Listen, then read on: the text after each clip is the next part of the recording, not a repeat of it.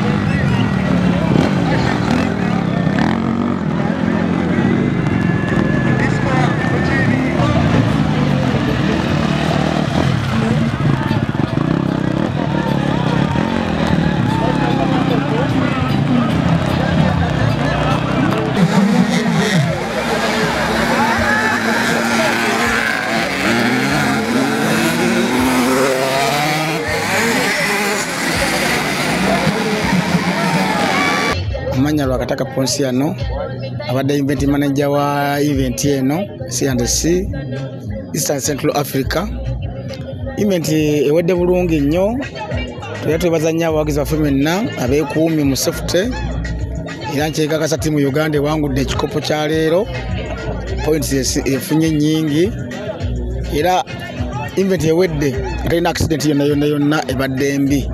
Mubaawo accident butonotono nga Pikipiki bwebeera naye nga tumaze bulungi with a successful event. Enkuba etusumbuye nnyo naye abantu bagibeddemu ne bakuba mpaka kibadde bagala badde bakimanyi. Naye tukoze bubi nnyo abantu bagenda enkuba genze okujja ate nga Pikipiki zimu kuggwa.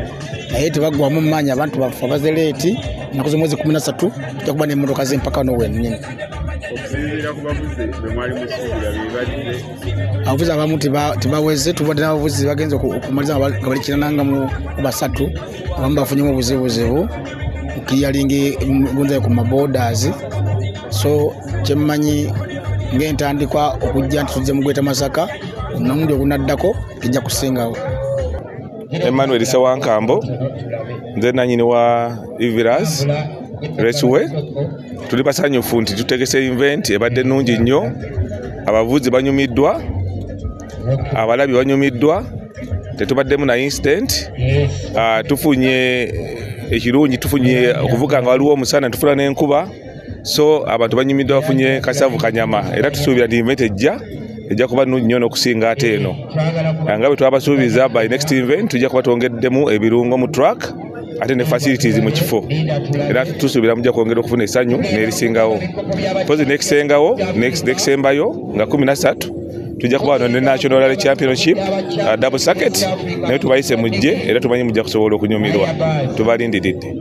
Amanya gange nze Center mu Fortune era nga ovugira mu MX1 nga nakutte position esooka era nga nebazanya abategesi kuteeka event eno ebadde nnungi ne basponsor bange Olan Brothers Racing ne abawagizi bonna abaze olaba nga bawagiza ensi yayo mu Uganda mwebale nnyo.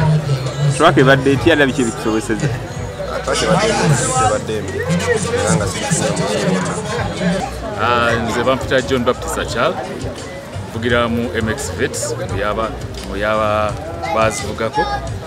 Track yo race ebadde nnungi mu nkuba wengezezaako okuvuga bulungi nenfuna podium badde mu kyakubiri naye nga mu bufunze yo race kunze tebadde naye mwebale nnyo abazze okutuwagira kituzaamu nnyo amaanyi mwebalire.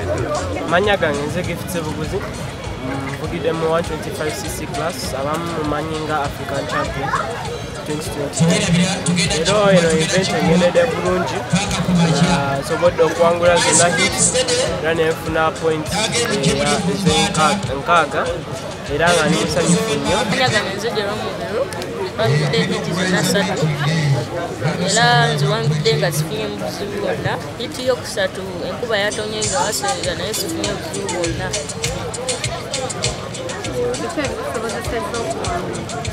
Okuba nga tolina pressure, okuba nga ovuga bibyo, ovuga pesi yo.